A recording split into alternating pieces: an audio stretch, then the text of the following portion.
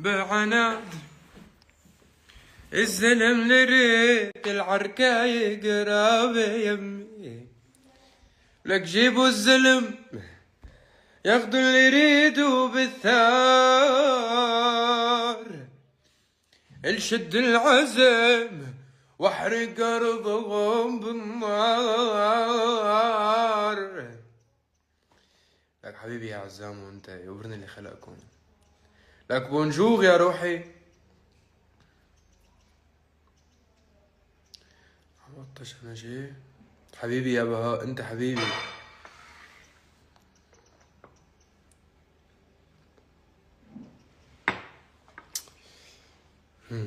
شو الاخبار؟ اشتقت لكم انا. صاير عم بشتاق لكم بسرعه. يلا لا غدره ولا شي، جمعوا الحمادات وتعوا قاعدين هلا ساردينا باللايف شوي. وبلجم الزلم اكل، ايه لحم الزلم اكل، طريقي مو عادي بتروح في دار رجال والطاري ما ينجاب. لك كيف الاصل ينعاب، ريت الغزل ينعاد بالدان يكوي القلب يرمي رماد. جيناك تيررم. لك يعتبروني انتو العالميين، انتو جمهور العالمي، جمهور العالمي، انتو العالميين جمهور العالمي. وعلى عيني بالسلم. اعمل حفلة في المغرب كان بغيكو حنان، قريبا في حفلة بالجزائر وفي فيديو كليب حيتصور بالجزائر very very soon.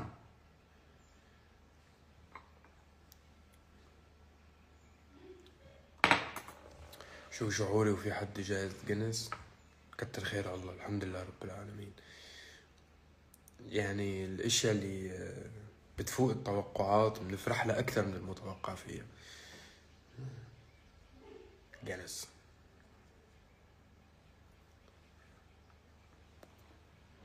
شو بتخبرونا يا عيوني؟ شو بتخبرونا يا حلوين؟ اشتقت لكم انا.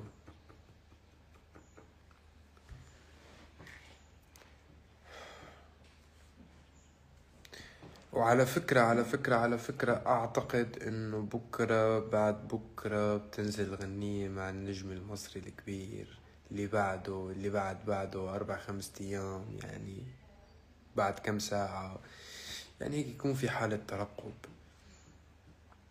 في غنية حتكسر الدنيا ان شاء الله.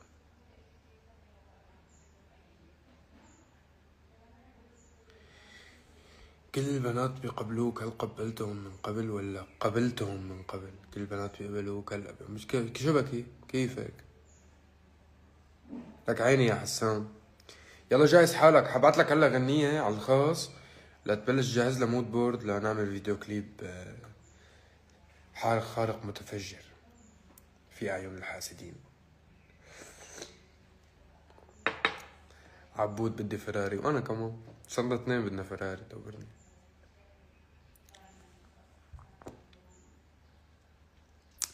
بس ليه هيك عبيقطع؟ ليه هيك عبيقطع؟ ليه هيك عبيقطش؟ لمحلنا شو اسم الغنية. لا نتركها مفاجأة.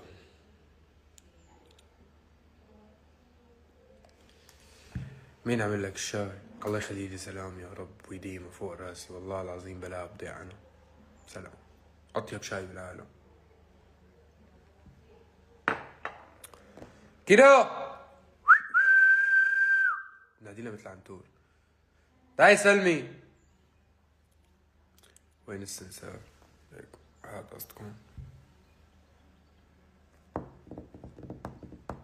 مغير كاسة الشاي، هي على المصاري. أول شي بدي أعمله بغير كاسة الشاي، أنا ما عندي شي تاني بالحياة غير أشرب شاي وأعمل موسيقى. أنا حرفيا يقبرني اللي خلقك، يقبرني اللي خلقك يا شاهد، أنا اللي مهووس فيكن والله. كيفك عبود؟ عادي منيح، انتو كيفكن؟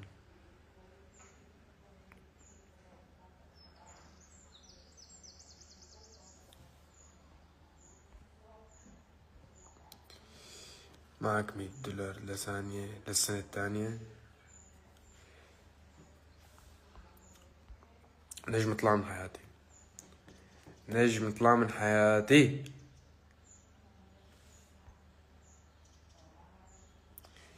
سكر اللايف، الناس عندها امتحانات يا سيدي. راسبين هي وقفت على اللايف تبعي. بعدين حط حجة ليه رسبت، والله كنت عم بحضر لايف الشامي، سبب مقنع على الأقل.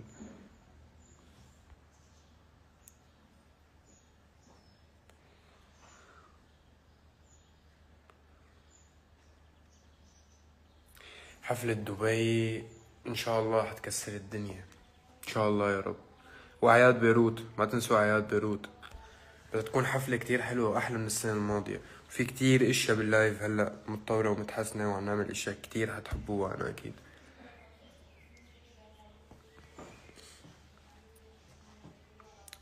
بعدين إنه اللي عنده حمادات ما بصير عليه شي، ما بينخاف عليه. اللي عنده انتو بالحياة لازم ينام مرتاح ويقوم مرتاح.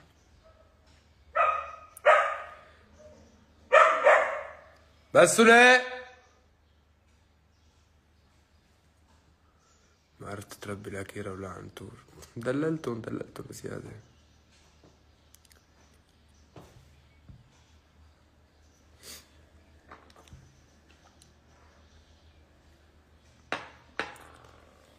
شامي اليو حبيبي انت، اليوم بدأت العطلة. برافو عليكم يا شطورين، والله حماداتي شطورين. انا تعرفوا تعال نلعب لعبة. هلا جاوبوني اول اشي، هلا عندكم امتحانات ولا خلصت الامتحانات؟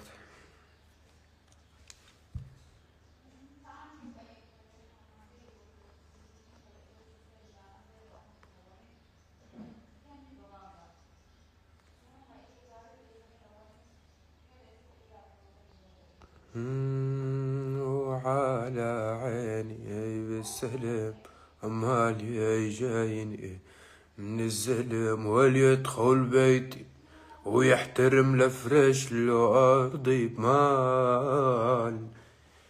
وجينا يا عين هربان من المدرسة، لا لسه براس شو لسه امتحانات. طيب تعالوا نتفق اتفاق، بدي اخذ من الاشياء اللي انا بتعز علي وغالي علي انا ل5 اشخاص من حماداتي بينجحوا بالامتحان. راح اختار هيك من الاشياء اللي كتير غالية على قلبي واهديها ل5 حمادات بينجحوا بعلامات عالية. يعني انجح حمادات بعلامات اعلى شيء حياخد ذكرى مني وما لا عادية. يعني ممكن تكون شيء من بيلبورد مثلا، ما حدا بيقدر يعرف شو ممكن اهديكم.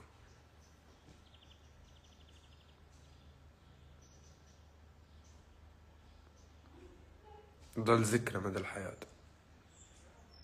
فاجتهدوا، شدوا حيلكم، لانه ما تكونوا انتم متذكرين ومتأكدين انه ما في شي بالدنيا حينفعكم غير نفسكم، ما في شي حيوقف معكم غير نفسكم. اعتبروا انه كل الدنيا خاينة وكل شي بهالدنيا ما له وفي الا نفسكم، هي اللي بتوفي دايما، وهي اللي الأصدق دايما، مثل ما دايما بقولكم. فبدي هيك تشدوا الحيل ونعمل اشياء كتير حلوة ونجاحات لنكون رايقين على الصيفية، نسمع اغاني وننبسط ونفرفش.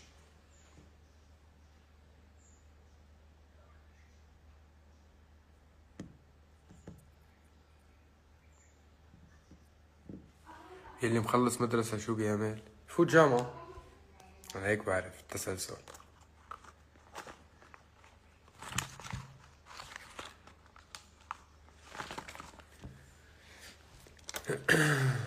بس انا مخلصة مدرسة. فوتي جامعة.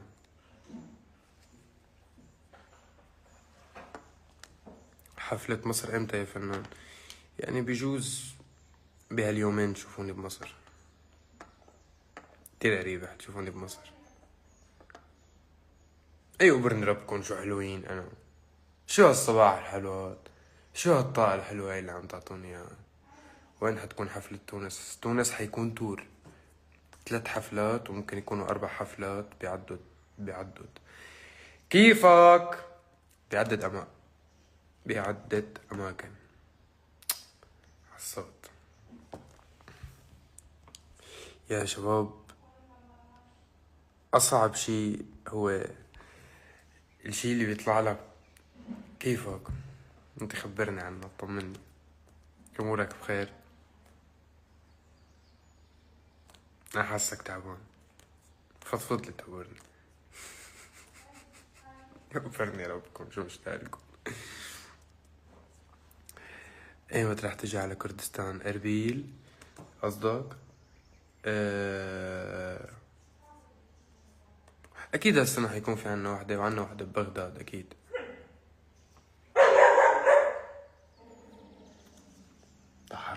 بعرض شو صار بس ليه؟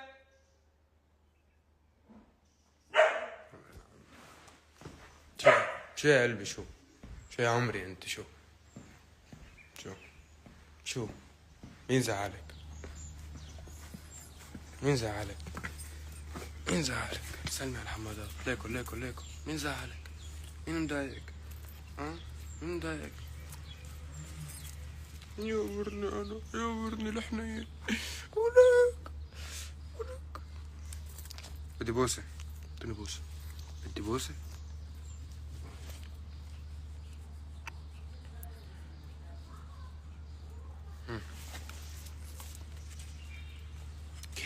كيرا سلمي، كيرا ليكن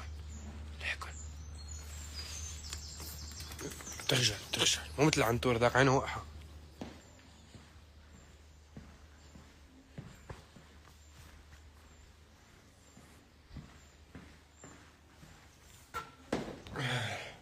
انت لحالك بالبيت؟ اي والله، وحيد يا تورني مع كيرا.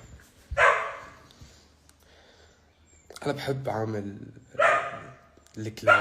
الكلاب عموما بطريقة لطيفة، بحن عليهم، باخدهم على دعمهم.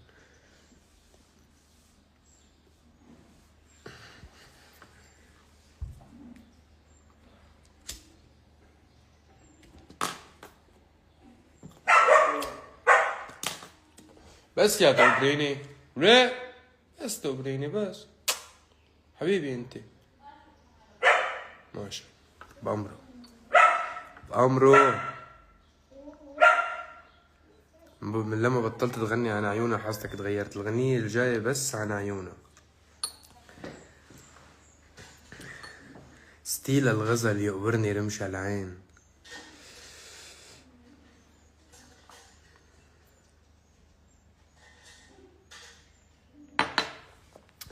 لايف غدر.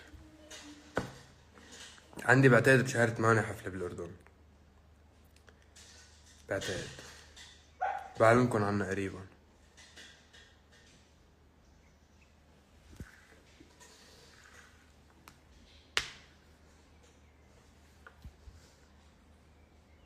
هل يوجد حب في قلب فيصل؟ هل يوجد قلب في حب فيصل؟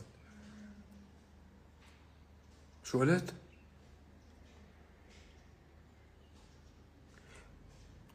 هيك يعني.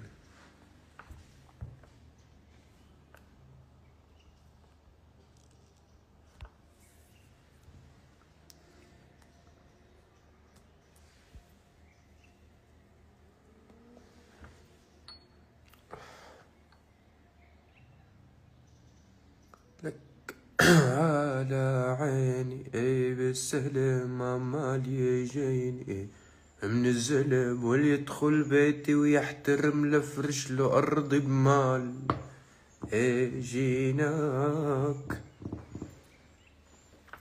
عبود، بلكني مشان نعمل دراما ونطلع قنواتي. وقفت عليك بتحبي الدراما انت؟ بس انت شخص بتجامل والله صريح. دجني دجتك العافية.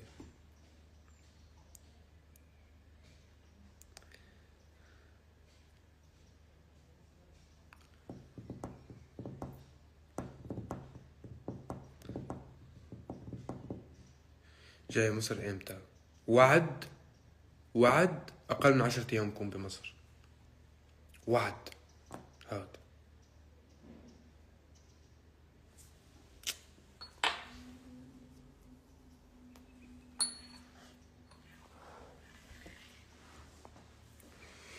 شو سر انك عليان زيادة؟ انتو بتحبوني، انا مالي عليهم، بالعكس تعبان وشي لك حوالين عيوني، صاير بشبالي دعشري.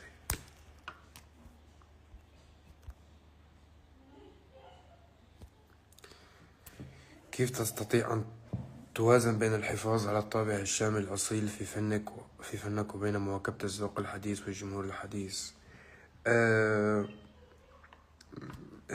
هو تقبرني الهوية الشامية هي بتجي بالصوت، نوعا ما شوي بتقطيع الكلام، يعني بدك الكلام واللحن هن اللعبة كلياتها، وخليط إيقاعي بين الموسيقى الغربية والشرقية الكلاسيكية، بتعمل لك أغنية ناجحة إن شاء الله.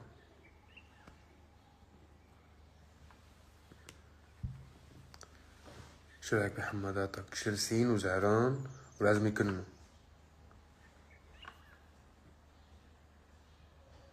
شامي from Indonesia. I love you. يي من اندونيسيا فرد مرة. انا على عيني اندونيسيا كلياتها.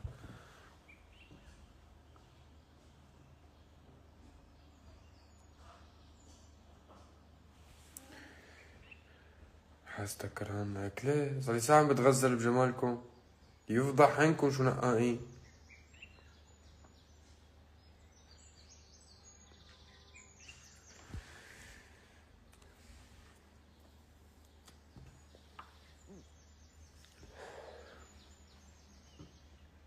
ليه ساحب علينا عبود؟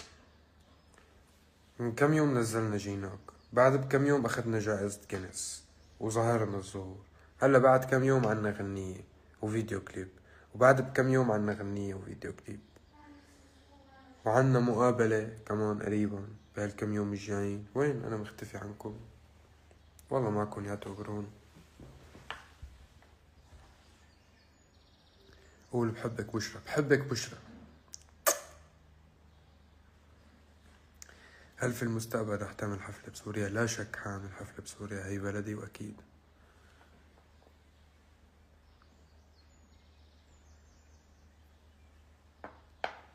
وعندي أعياد بيروت صح. قول اسمي. شو اسمك؟ دي او. اسمك دواء؟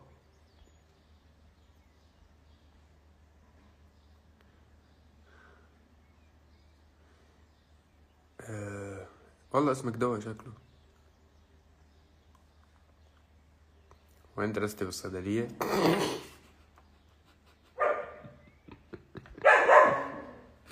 والله بتضحك خراس حلوة.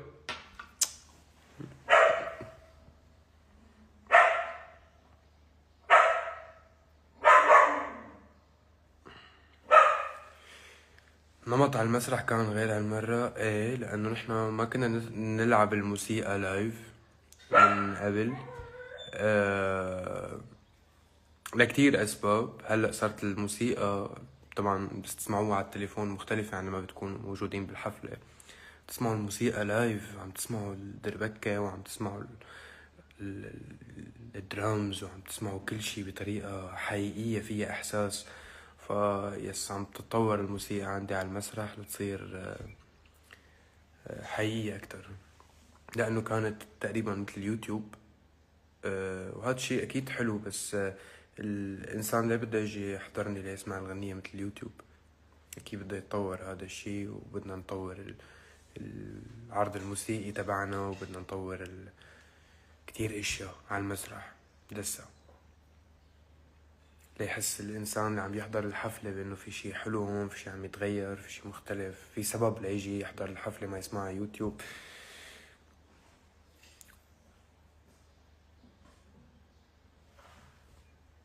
سربنا شوي. لا عمي انا بطلت العادة، انا هاي العادة بطلتها، روح اشوف لكم حدا تاني يسرب.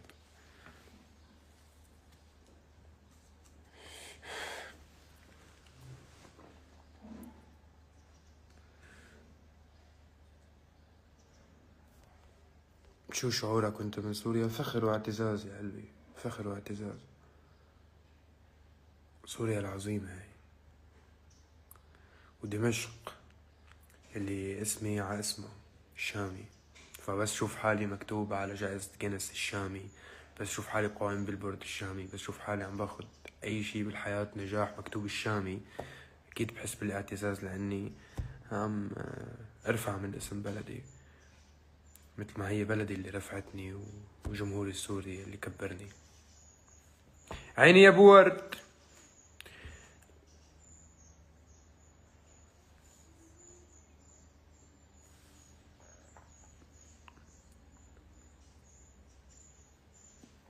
لساتهم شعراتك منكوشين رغم انك صرت عنهم يا حبي، لانه انا توعدكم ما اتغير عليكم، بس صرح شعراتي اعرفوا انه الشام يتغير.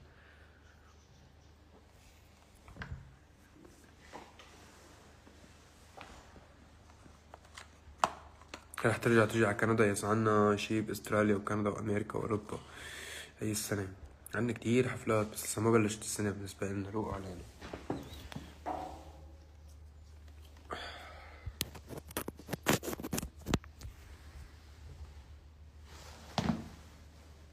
سوري.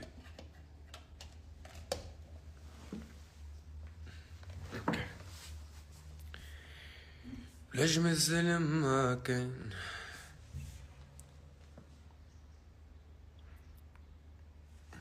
ما بيصح لك تفتح غير وقت الواحد يدرس، عشان اختبر ضميركم الدراسي لأي مدى واصل. إذا تركتوا دراستكم وجيتوا حضرتوا اللايف، يعني ضميركم الدراسي بده شغل. شو اسم الحجة هاي؟ خلينا محترمين مع بعض بلا سبسبة. سيرة الحجة ما حدا يجيبها، بعمل عي وبلا إلا الحجة.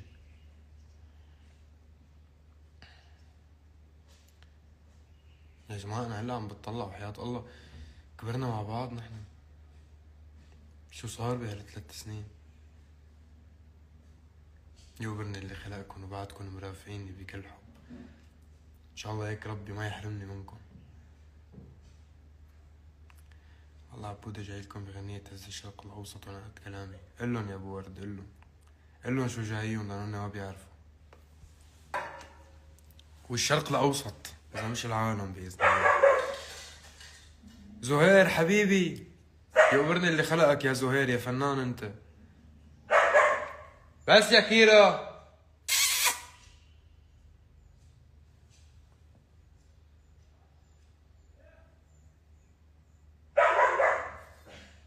فرجينا جوازك، يلا دقيقتين بقوم برجيكم كل الجوائز.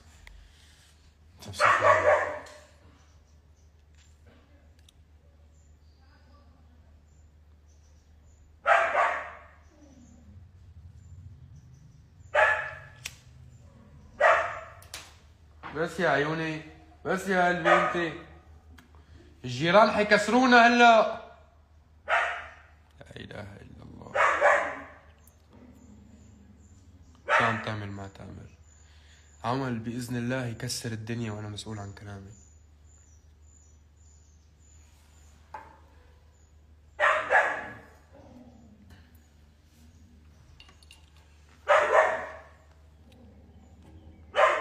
تذكروا لما كنت قلكم من سنة انه رح نكون بمحل كتير حلو، محل كتير منيح، بس هي بتطشني على الصبح. انا معصب ها.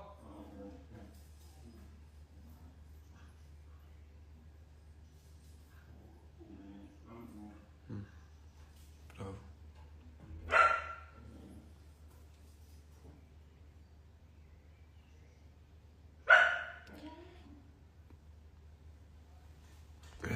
تذكروا لما كنت قلكم من سنة وين رح نكون وشو رح نعمل وشو حنحقق، وانه موسيقتنا حتصبح هوية، والنمط الشامي رح يكون هو السائد والشائع بالسوق، وكلام ولحن الشامي رح يكونوا هوية موسيقية. وانا هذا كان حلمي، انه مو بس انا انجح، هويتي الموسيقية هي اللي تنجح، تصير نمط شائع بالسوق واللي بيستخدمه بينجح.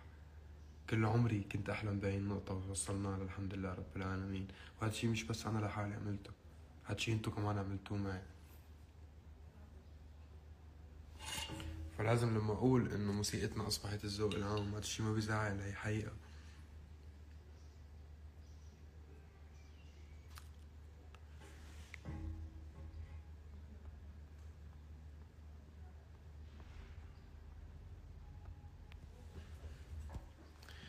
وايه هاي الموسيقى وصلتنا لجينيس، وصلتنا لكل الجوائز الموسيقية بالعالم العربي. نعم، كتر خير الله، وكل هذا الفضل اللي انتو مشاركيني فيه، لانه بدونكم ما كان صار.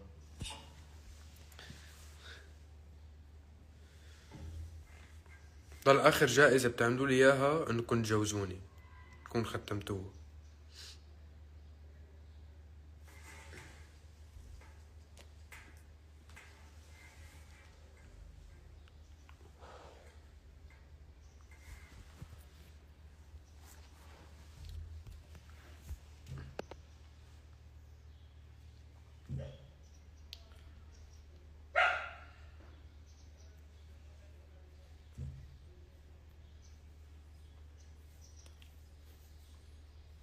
بدكم تجوزوني؟ الله يصبرني عليكم.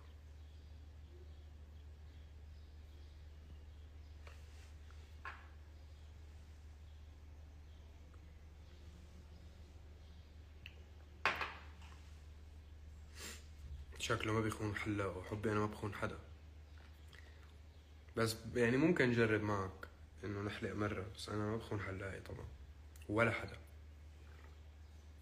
معروف عني الوفا يا حبي.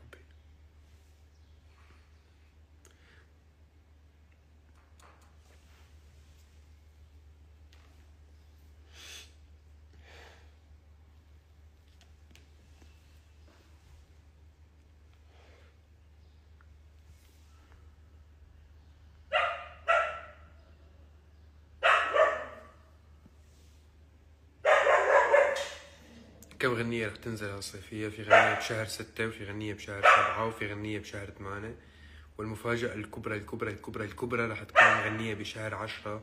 ما حدا ولا ممكن حدا بالعالم يتخيل مين. هاي المفاجأة النهائية. حرفيا في غنية بشهر 10 مع أسطورة، إن شاء الله تعالى، إن شاء الله إن شاء الله.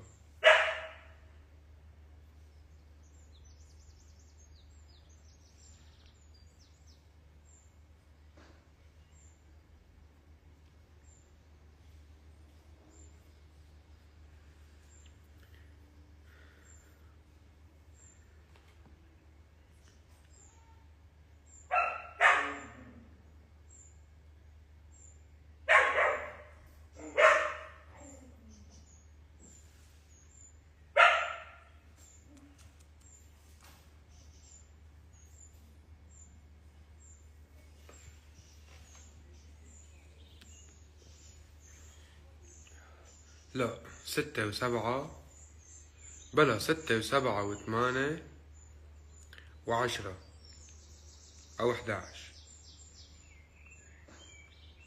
إن شاء الله. يعني هلا هي خطة مبدئية بنتركها على الله الموضوع، بنشوف كيف تمشي الأمور وكيف تتيسر معنا، بس إنه عم نحاول.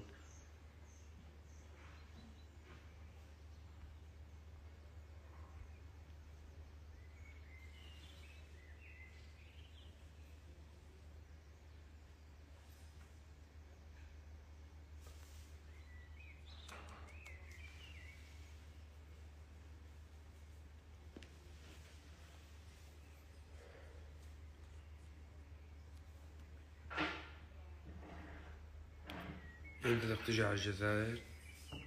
مفاجأة. يلا انبسطت معكم وانبسطت شفتكم، يوبرن ربكم، أنا كتير بحبكم وممنون لكل شي عم تعملوا لي إياه، لأنه هو اللي عم يصنعني. بحبكم كتير وحب وحنان، تبعوا حالكم يا حلوين. وجاي المفاجآت، وعد، جاي المفاجآت لتكسر الدنيا، وبتعرف عبود لما يوعد.